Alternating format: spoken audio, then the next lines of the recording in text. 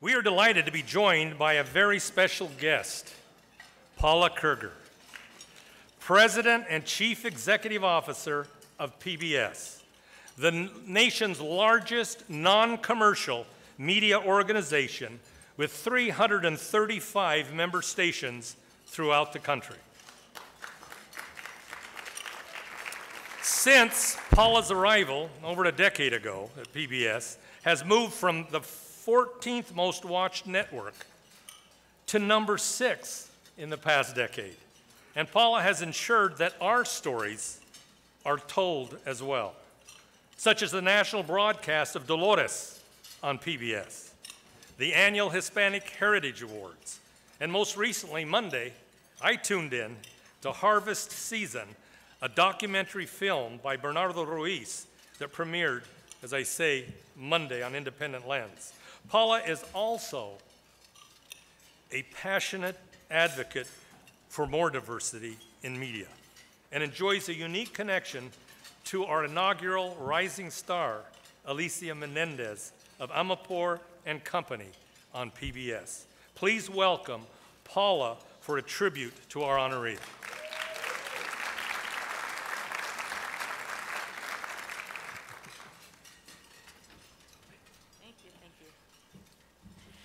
Mickey runs a tight ship.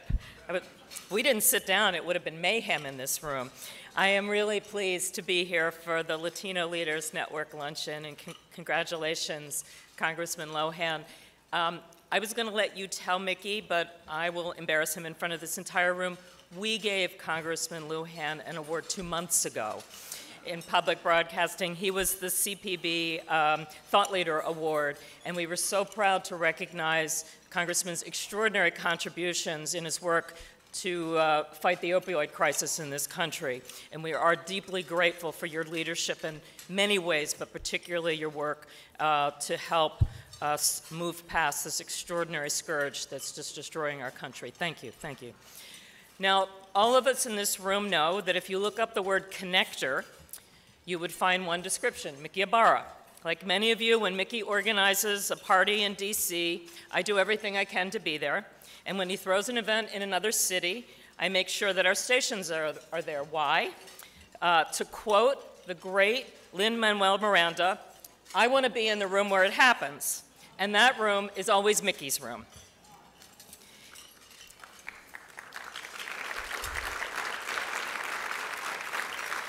I was really pleased when Mickey asked me to introduce one of the newest members of the PBS family, Alicia Menendez, for the Rising Star Award, widely recognized as one of the most influential voices of her generation. Alicia is passionate about shedding new light on millennials. I hate using that word. I'm sorry I used that word.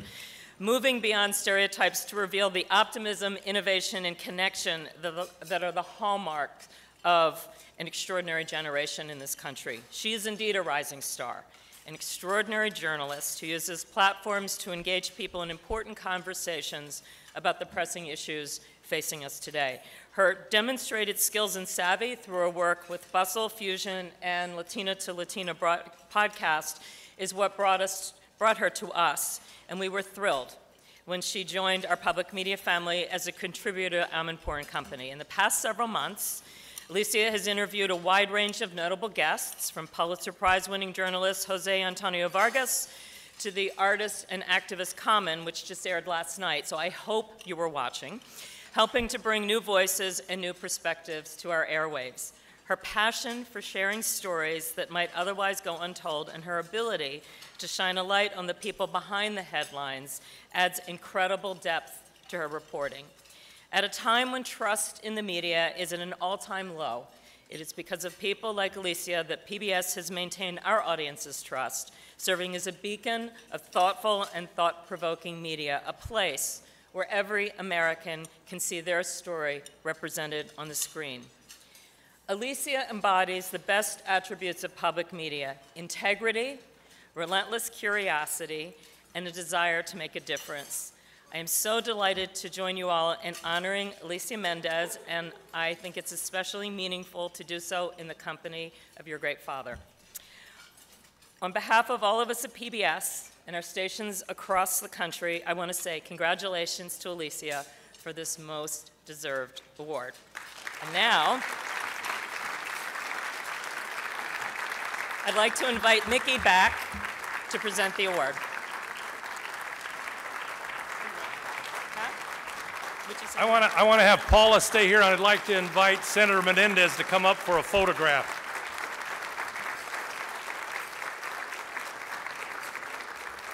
Alicia, we are proud to present our inaugural Rising Star Award to Alicia Menendez.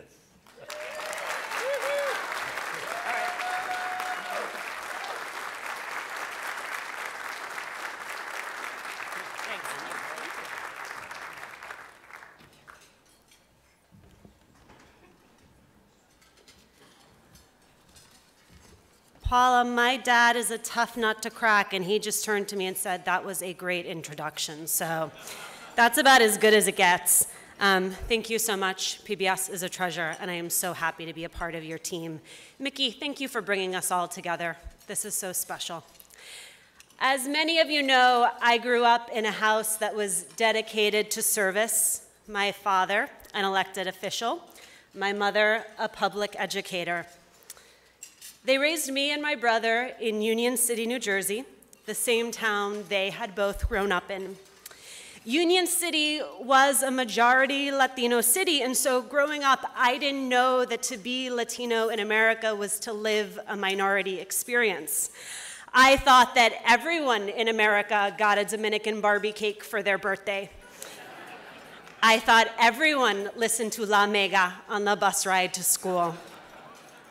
Union City was the best place to grow up, but raising us there also necessitated an awareness of how comparatively privileged we were as people with two college-educated, English-speaking U.S. citizen parents. My brother and I were one generation removed from the struggle that most of our peers were still in. We knew that we were fortunate, and we knew that with that fortune demanded that we too find a way to be of service. I once heard Swanee Hunt explain that there are two types of public service.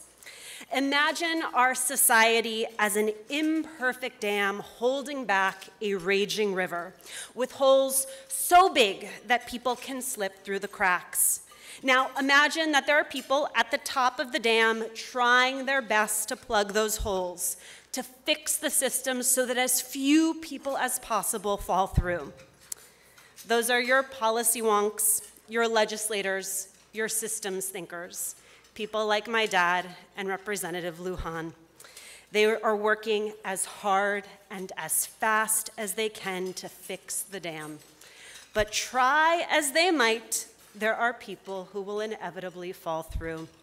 And that's why there have to be people at the bottom of the river, arms wide open, catching as many people as they can. Those are people who work in direct services, your social workers, your educators, your healthcare providers, people like my mom. One by one, they change the course of people's lives. Now, I would argue, selfishly, that there is at least one other form of service. Those of us in the media who let everyone else know that there's a dam, there are holes in that dam, there are people falling through the holes in that dam, and there are people trying to fix the dam, and there are those who could use reinforcements at the bottom of the river. I'll admit there are plenty of days where I wonder if it matters that I'm the one telling the story, if it really is a form of service. And then there are days when I know in some small way it is. I recently spent 48 hours in Nevada profiling Julian Castro. At a house party, I asked a 17-year-old woman named Areli why she thought Castro, her candidate, wasn't breaking through, wasn't getting the same media attention as other candidates. And she told me it was yet another reminder that people of color need to work twice as hard and be twice as good to get half as much. When the piece aired, my Twitter feed erupted with one question: who is that young woman, and when will she run for president? Myra Macias, where are you, Myra? Thank you, Myra. Okay, Myra tweeted how exciting it was to see a Latina journalist covering the only Latino candidate for president, adding, "It matters who asks the questions." I am hopped up on pregnancy hormones, so the next part may make me cry, but Areli herself tweeted how excited she was to be included, adding, "Being surrounded by such powerhouse Latina women and men is so energizing for me. It's important for us to have representation and see ourselves in politics. Being given a chance to share my opinion means a lot to me because I've never really had that before." On my podcast, Latina to Latina, I celebrate Latina excellence, and the best part is always the emails from listeners, Latinas who are the first or the only, wherever they are, who write to say, "It just feels so good to know that I'm not alone." That's the secret that everyone knows. To change the story, you have to change who tells the story. To change the system, you need people who have been on both sides of that dam, people who have lived the experience of my father and my mother, people who could just as easily have fallen through the cracks if not for some systemic changes that benefited people like them, and some individuals whose arms were open wide as they possibly could, and caught all that potential and brought it ashore. To be in rooms like this is a privilege, and let's be honest, the longer we are in it, the more we forget that this is rarefied air. And so, since I am in the business of asking questions, allow me to leave you with the questions I ask myself every day. How often do you invite new people into the room? How often do you step back to allow other people to step up? How are you using the power and access you have to create opportunity for others? What can you do to be of service right now, today? Thank you all so much for having me.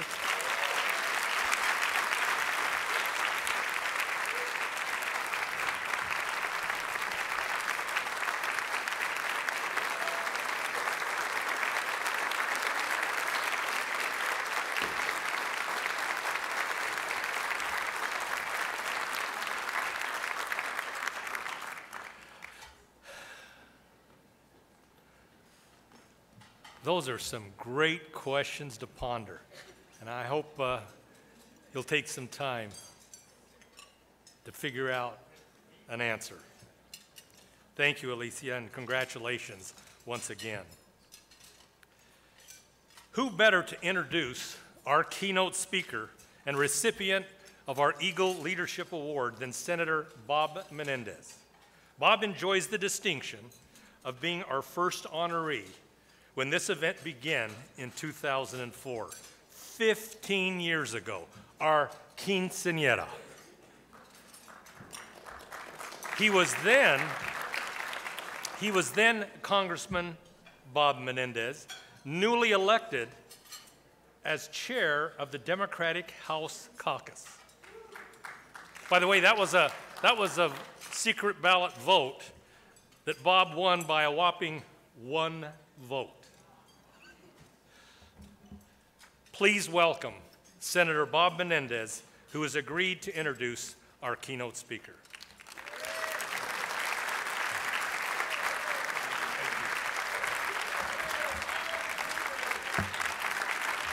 Thank you. Thank you. Buenas tardes. Thank you very much. Mickey, thank you for that kind introduction and for your friendship. Although if you were truly my friend, you would have let me done Ben Ray before my daughter got up here. So tough act to follow. And we all know Mickey's leadership for well over a decade and a half, just in this iteration.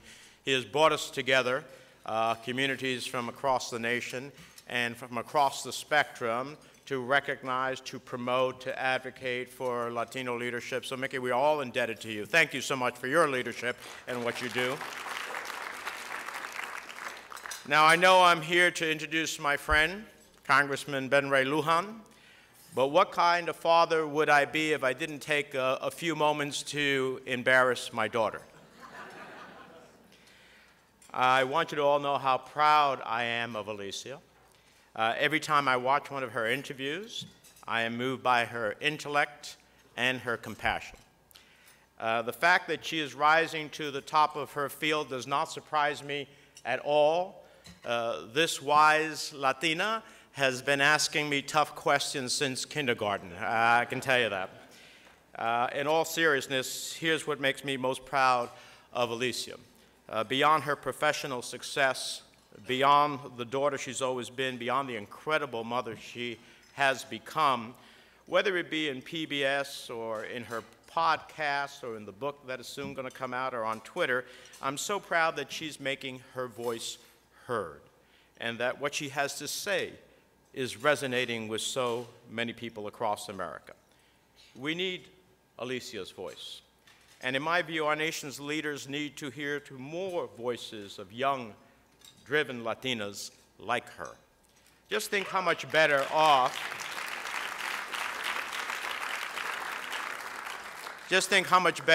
the country would be if I could get Mitch McConnell to listen to one or two of Latina to Latina podcasts at the end of the day. So my dear, congratulations on your award. You've been a rising star in my eyes, and I'm so proud that other people have seen that as well. And so before I get really choked up, let me start talking about another rising star in our Hispanic community, and I believe in the entire Democratic Party.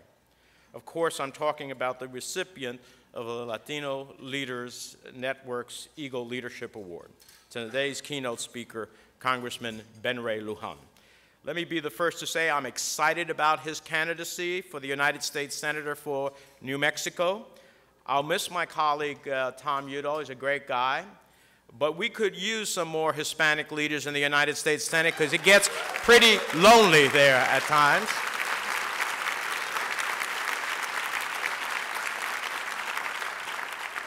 As many of you know, Congressman Lujan has built a stellar reputation in the House of Representatives. His work on the Affordable Care Act helped millions of people across our nation get quality health care coverage. His legislative leadership and passion for protecting America's precious public lands was instrumental in President Obama's decision to designate Rio Grande del Norte in northern New Mexico as a national monument. And his commitment to helping New Mexico's working families get ahead is unshakable. But beyond his principles, Congressman Lujan is also known for his character. You can ask any member of the House on both sides of the aisle about Ben Ray Lujan, and they will tell you that he's really a great, nice guy.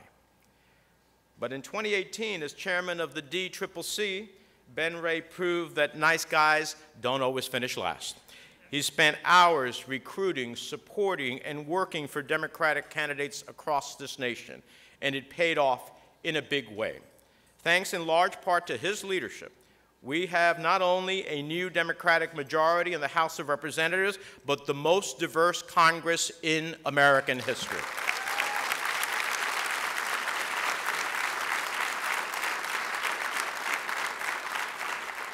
And in my view, every Hispanic family and every immigrant across this country owes him a debt of gratitude because we finally have more leverage and more oversight over the president's disastrous, cruel, and in my opinion, bigoted immigration policy.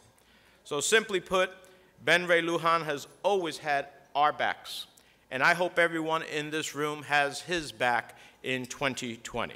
My friends, this is really important for the future of the United States Senate, because even if a Democrat reclaims the White House, he or she is going to need a majority in the Senate to deliver on the priorities of Hispanic Americans and their families, whether it's affordable health care or climate change or truly comprehensive immigration reform.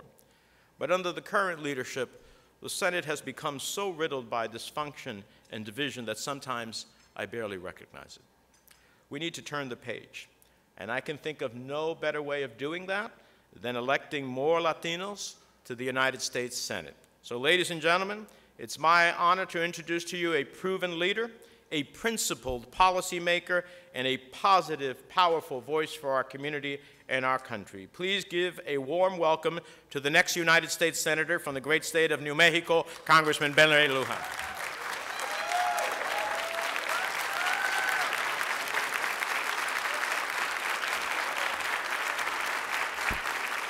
Thank you, everyone.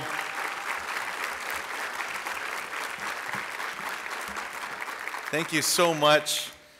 Mickey, thank you for having me follow both Alicia and Bob. I'll get you back. Senator, thank you for those gracious words and for your leadership, for being an example as we deliberate within the Congressional Hispanic Caucus. The honor that I've had to sit across the table from you, negotiating with President Barack Obama, protecting unaccompanied children, and being a conscience when it comes to the treatment of our fellow brothers and sisters. Thank you so much for those kind words. Alicia, thank you for changing the national conversation and making sure that more people are listening. And Senator Menendez, rest assured, Mitch McConnell is listening, but he does it in the quiet of his home, and we will make sure that we get him to admit it when we get him to pass the DREAM Act with your leadership in the United States Senate. Alicia, it'll be your voice that gets many of our colleagues to do the right thing. Mickey Ibarra, what can I say about the work that you have done? It's been applauded time and time again. From the times that I met you decades ago in New Mexico, the work that you did with my father, who was a union iron worker, the former Speaker of the New Mexico House of Representatives, our mutual friend, our late brother, Robert Rivera. You invited my family into your home. You've changed policy for the good of people in New Mexico. It's an honor to call you a friend and to be here with you and other leaders. Janet Murguia, I'm not going to get into this because I'm going to leave people out. Fred Humphreys, the work that you have done, leaders in your own right, my colleague and chairman of Bold Pack, the great Congressman Tony Cardenas, who is a dear friend that's transforming the way that we engage the Latino community across America. Xochitl Torres Small, who won one of the closest elections in America because of the strength of young voters and Latino voters in New Mexico. I want to thank some of my team who are with me today as well. Lauren French in the back there, who does all of our political and conversations and comms and in and out of the office. Thanks for your brains and your tenacity, Lauren. Carlos Sanchez, who is part of my leadership team as the Assistant Speaker of the House. And I want to recognize Aaron Trujillo, who was our Chief of Staff at the Democratic Congressional Campaign Committee, who led all of the initiatives. What I can say publicly, as you all know, is I was a victim as the DCCC and the Democratic Party of a Russian hack in 2016.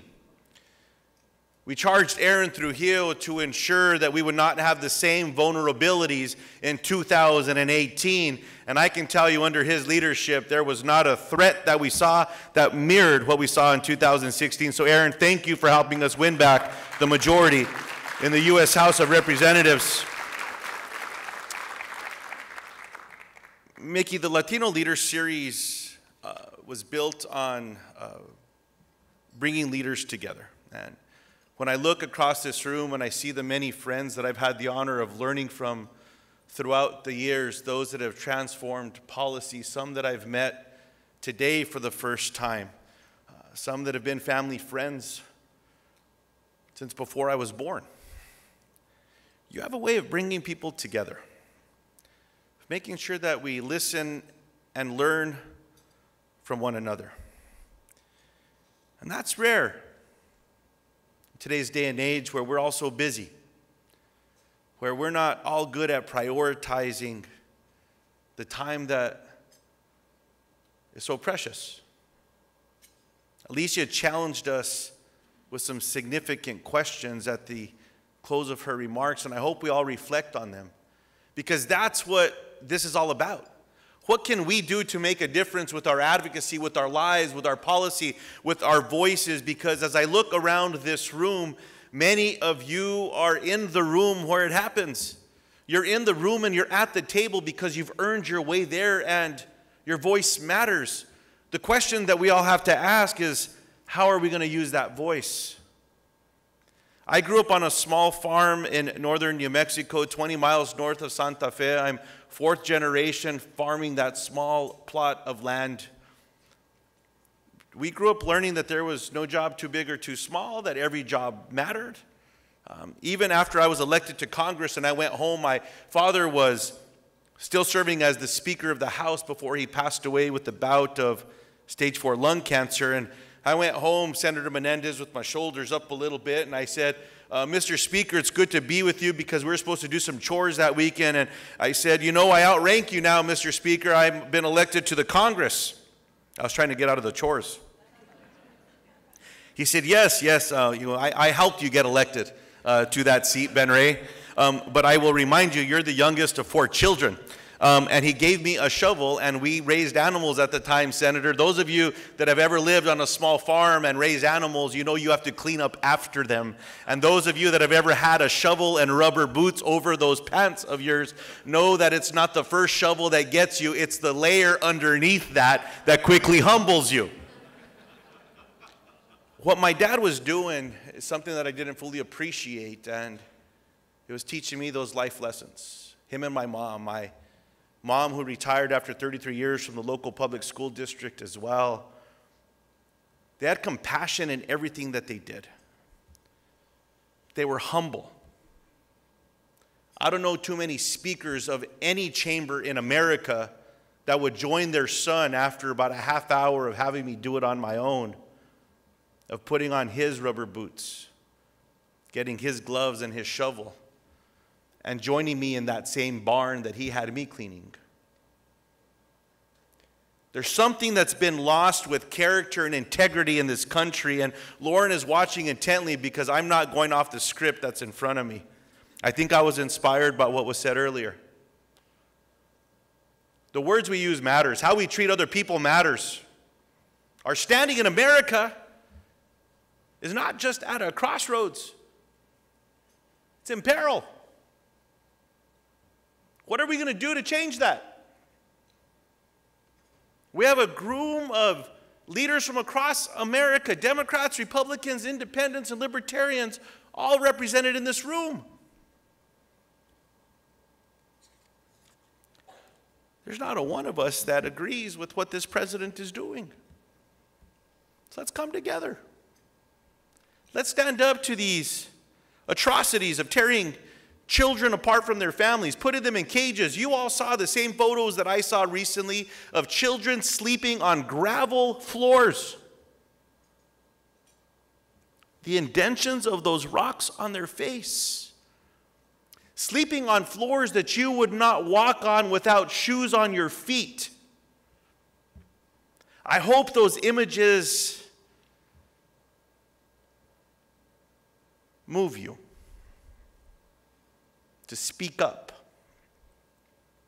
to say something again if you've been part of the conversation, and if you have not, I hope this moves you to join, because the only way that we're going to stop the way that this president treats people inhumanely in America is by saying no more, not on our watch, by using our voices and standing up and showing up and holding people accountable. Are you with me in that call?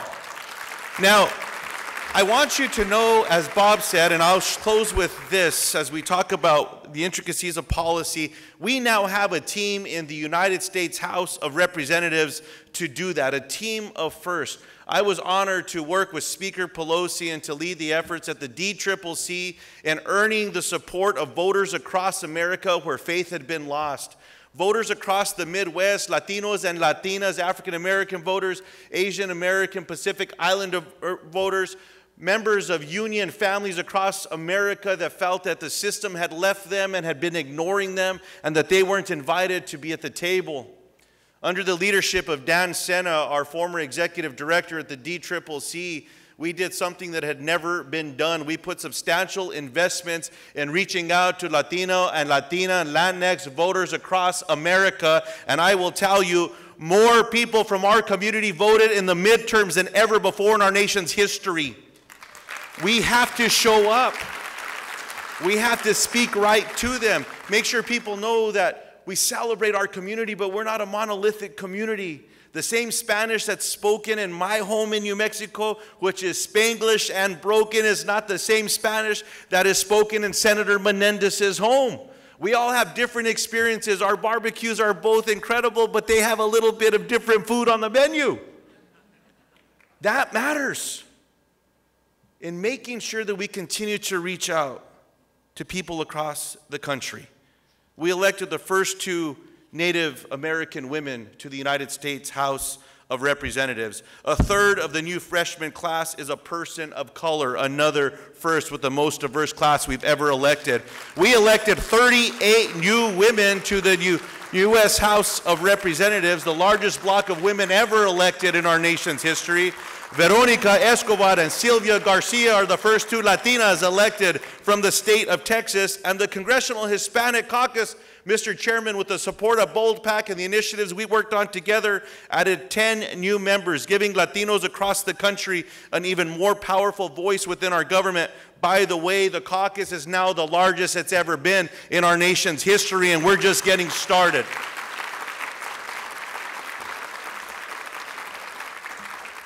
So, look, I'm an eternal optimist.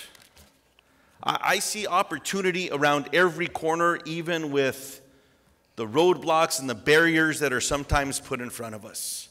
You keep fighting your way into those rooms. To the executives who are here, continue to diversify who is at your table of decision makers. What we proved this year through American politics, for races for the House of Representatives across America, is that candidates of color can win in communities that are not majority, minority districts across America. We showed that when you diversify the campaign managers and those raising resources and making those strategic decisions every day, when they are diverse, you have stronger outcomes and better outcomes, and you get more people elected. You understand what's happening across the country. Let's make sure that we continue to build on your successes and make that a reality in every company in America, every nonprofit in America, and in every state and local chamber and every mayoral election. And once, Senator Menendez, we flip the United States Senate, we will make sure we have a Supreme Court that will be more representative of the United States of America. To all of our friends, thank you, Mickey, for the honor of allowing me to be here. I'm sorry that I went longer. I took us over schedule. I was inspired by what Alicia said, and I will close with that again. Reflect on those questions. Know your purpose and know that each and every one of us has a responsibility, in the way that my father challenged me before he passed, to make a positive difference in someone's life every day. Sometimes that's just a smile. And this year, Bob, we proved that you don't got to be a jerk to win at the DCCC. Amen.